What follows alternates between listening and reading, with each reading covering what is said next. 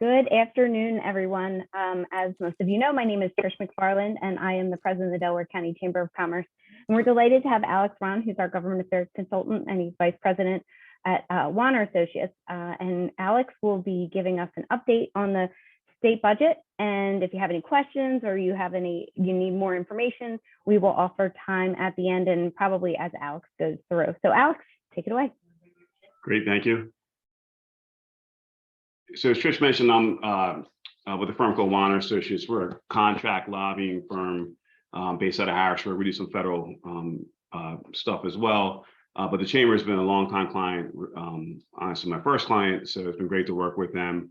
And I try to reflect some of the presentation to taking it into consideration the diverse membership of the Chamber. And then at the end of the slide, at the end of the presentation, I have a couple of references to the appropriations committees in the House and Senate, and I'm willing to share those documents where I pulled some of this information out. But before getting too much into the budget for this year, I just want to talk a minute about process and politics. And some of you have seen these slides before, where I talk about how a bill becomes a law, and it's very similar to Washington, D.C., and actually U.S. Congress is modeled after the Pennsylvania legislature.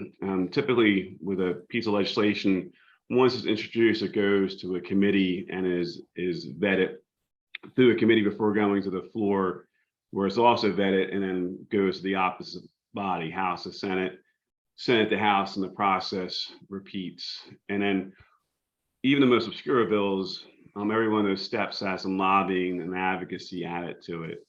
That's especially true when it comes to the budget. The budget draws a lot of attention, obviously here in Harrisburg, from different advocacy groups, everybody from human services who would like more funding to business groups who like lower taxes. And this year is a unique one where we sold it at both, which I'll get into.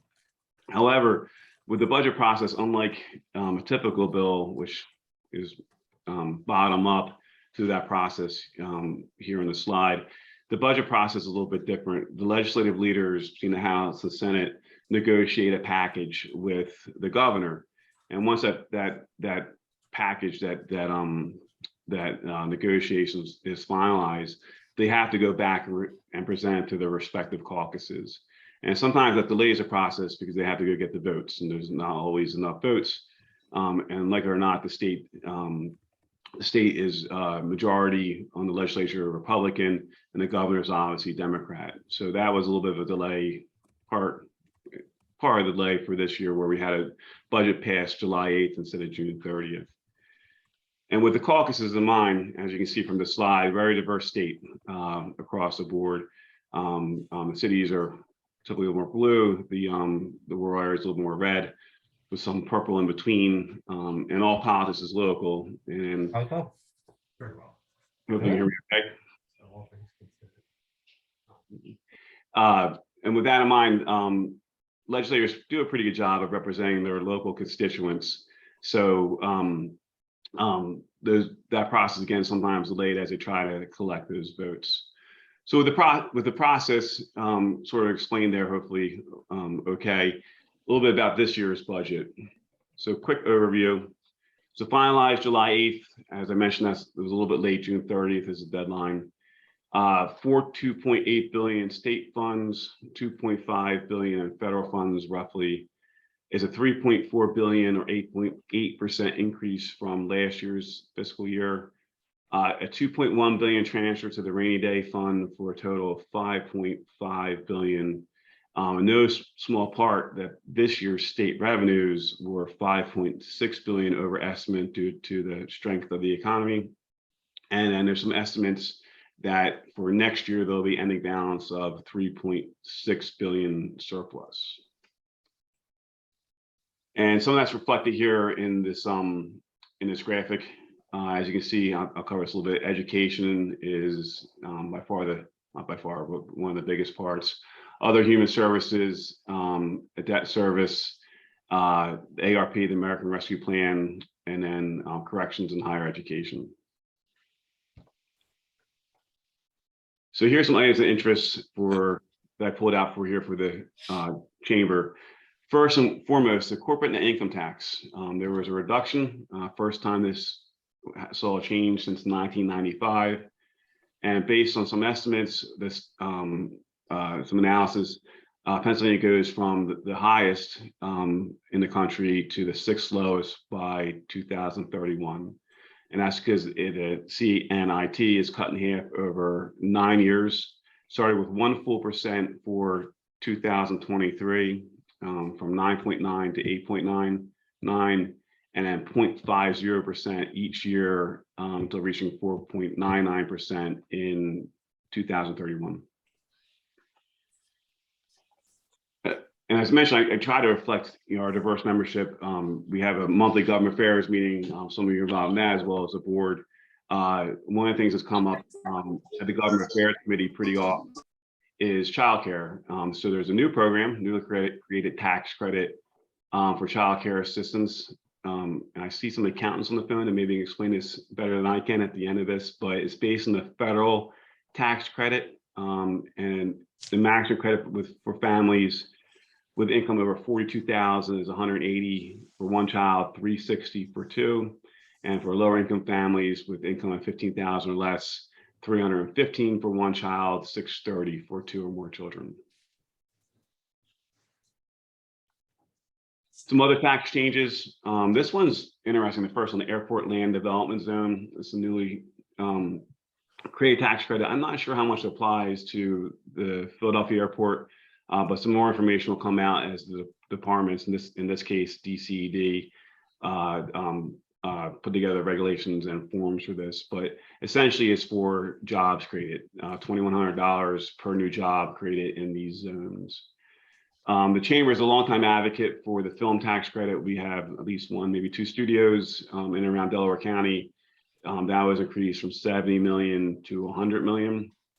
There is an R&D tax credit that was increased, a new one, waterfront development tax credit, and that's why I pulled out the picture there, from 1.5 million to 5 million. I'm sure of interest to some companies and other groups along Delaware County River. PID deduction for manufacturing equipment, like-kind exchanges, which is also a PID deduction for property exchanges. And then computer data centers. This is something that came up last year in last year's budget negotiations, and that's increased as well for computer data centers. Some other items in the budget to point out: community and economic development. The Keystone Community Program saw an increase of 24.5%, and this is the Main Street, Elm Street, Enterprise Zone, and accessible housing programs. I know Delaware County's, some of our local municipalities have really focused on the Main Street and, of course, the Enterprise Zones as well. 1 million increase for the PREP, which is Partnerships for Regional Economic Performance. 320 million increase for water and sewer projects. This is actually under those ARPA funds, those federal funds. That's also for local municipalities. Whole home repairs program increase, affordable housing construction, 20 million increase for disadvantaged business assistance, and 15 million for culture and museum increase. And I mentioned that, so I do know we have some vibrant museums in Delaware County, namely media, that benefit from this credit. So transportation, SEPTA, among some other groups, the TMA are active members here in the chamber. So I pulled this slide out and some items for it. The motor license fund is a little bit confusing, but that's a catch-all for fund for some different projects. So 310 million increase for highway and safety, 63 million increase for highway maintenance, local road maintenance, again, our municipalities, a 25 million increase, and a 5 million increase for traffic signals. And then last but not least, and this is something that SEPTA really pays attention to, is the MLF was increased by 500 million to reflect the state police. A lot of groups, mass transit, pull from that fund. With state police costs, sometimes they don't draw as much as they would like, so there was an increase to that fund, which should be a benefit to mass transit, as amongst other things as well. So Health and Human Services, again, with our diverse membership in mind, we just want to put a slide in there for Health and Human Services. A $294 million increase for medical assistance, nursing facilities, increase for intellectual disabilities, $60 million increase for evidence-based home visiting programs, and then last but not least, a $1.4 million increase or funding earmark for the Delaware County, the new Delaware County Health Department. And then there was another county, Lackawanna or Erie, I forget, that also saw earmarked funding for their new department. So education, as you saw from that first slide with the chart, education was a huge chunk of the budget. This is one of the things the governor really negotiated for. Didn't quite get as much as he wanted, but still a significant increase, more than we've seen in many years. $750 million or 11.4% increase, $525 million for fair funding, and then $225 million for the 100 lowest spending school districts through level up supplement. And I was trying to find this before the presentation. I think there's at least 2 school districts in PA that's part of, or excuse me, in Delaware County that's part of that 100. So I don't see any school districts on the phone, but we can certainly get more information to them as well.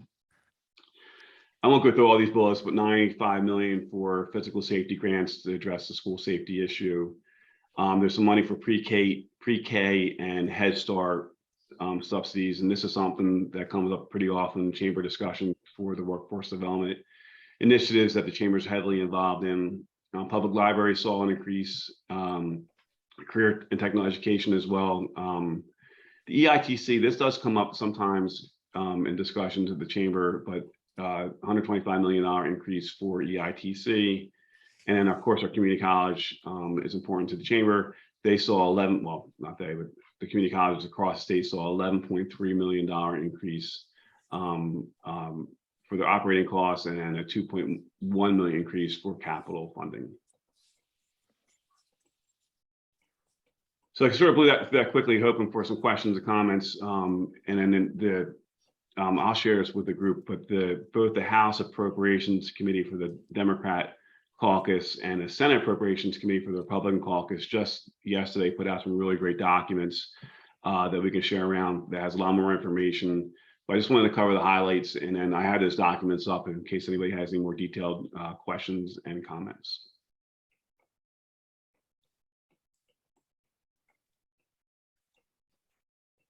And turn it back to you, Trish.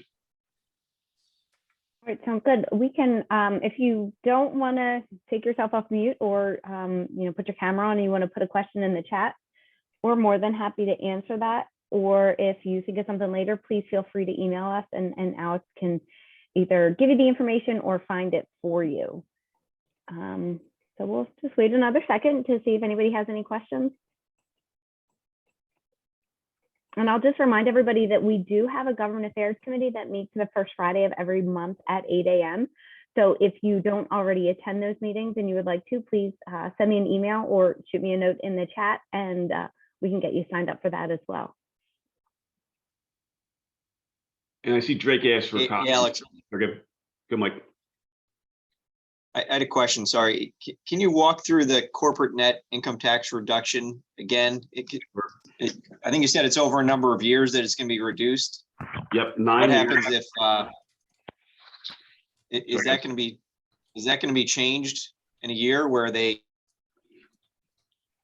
That's a great question. Down.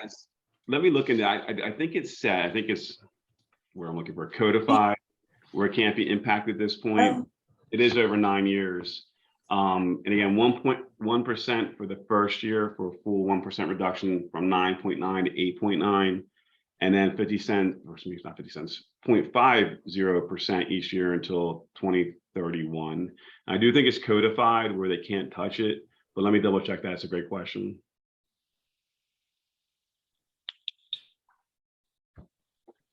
And Alex, we have a question for Bob Simpson in the chat. Did you see that? Yes, I'm not quite sure if I understand that one. 1031. Hello? Oh, yeah. I'm sorry? Bob, would you be able to explain your question a little bit more if you're able to come off? hold I on. was like, hello, hello. Okay. Hey, Alex, I'm a PA resident who has a beach property and does an exchange in New Jersey. Will PA allow that exchange if it's not a PA property? I guess that's my question. I don't know if that's come out yet. Is not that I saw, Bob, but I wasn't looking for it. So let me double check that one as well.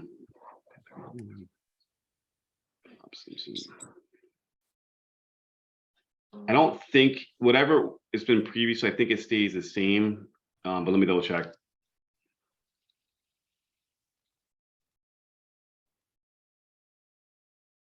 And Alex, this is Drake Nakishi. I had heard that the federal infrastructure money for PA would not arrive until February 2023, while other states are getting their money earlier based upon the fiscal condition of a state. Other than obviously PennDOT, not PennDOT, the airport, SEPTA are getting theirs as a separate allocation. But what I heard was that the federal infrastructure money for Pennsylvania would not arrive until February 2023. I do you believe know anything about that? Yeah, a little bit. So it's different by region. I think the more heavily populated counties, the Southeast, they get the direct funding. Other flows a different way. So let me double check that. But I do think the states are getting their allocations pretty quickly. And for the full group, the education funding, the infrastructure funding, it was a little separate and distinct from some of the ARPA funds I mentioned. Those are allocated by the state legislature. When they first came out, and Laura can attest a little better, some counties saw the direct allocation from the federal government, others allocated through the state process, the state legislative process. That's why when you see the budget bills, it says federal appropriations next to the lines in some cases. Infrastructure funding was a little bit different. The state does not get to delegate those funds, but I do believe they're flowing pretty much evenly across the state at this point. Okay, thank you.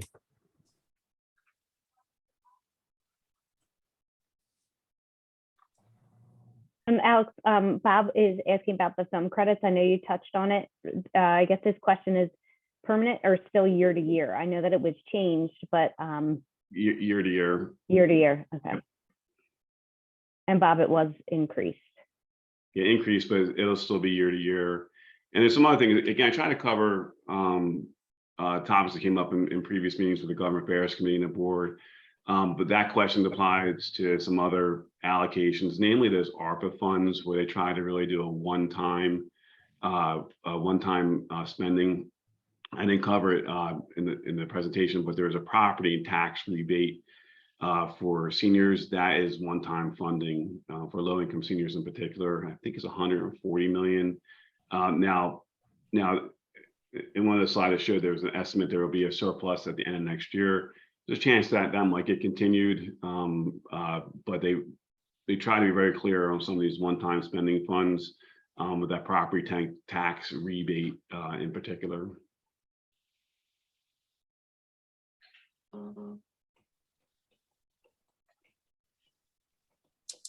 And I'll just note that Laura Goodrich Cairns from the Delaware County Commerce Center mentioned 7 counties received direct allocation: Philadelphia, Pittsburgh, Delco, Montco, Bucks, Chester, and Lancaster counties.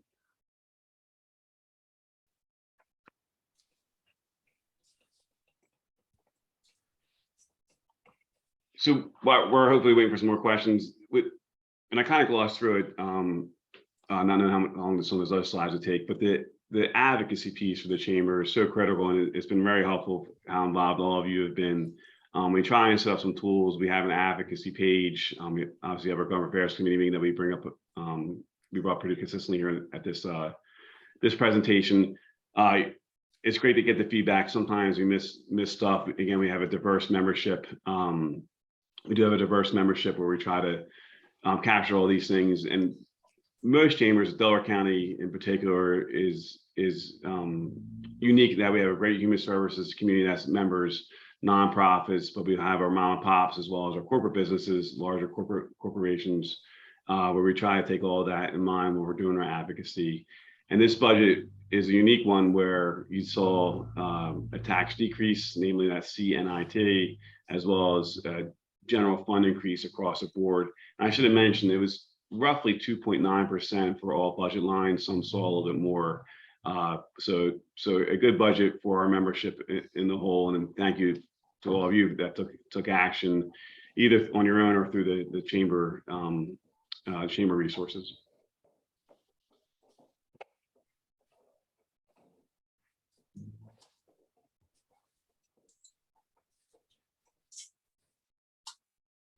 Mike Crotty is asking, am I correct that the effort to toll a number of bridges and highways was dropped as part of the budget negotiation process? Excuse me. Was there was a court case as well where the courts had overturned a bridge tolling plan, but then funds were put within the budget and PennDOT and make sure that well, essentially they killed the court case. So the bridge tolling plan, as well as some P3 changes, essentially are off the table moving forward because the funds are there to have those projects go ahead without having to toll. I don't think there was any bridges in Delaware County, but there was a couple across the region that were concerned, namely Berks County.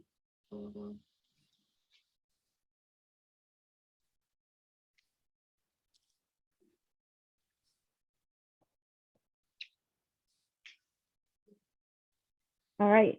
So- Looks so like we great. don't have any more questions. Yeah. So Trish, I'll make sure all the budget documents that came out in the last 24 hours are sent to you for the full group. But in the meantime, I'll put my email and information in the chat here. If anybody's got particular questions, please feel free to reach out.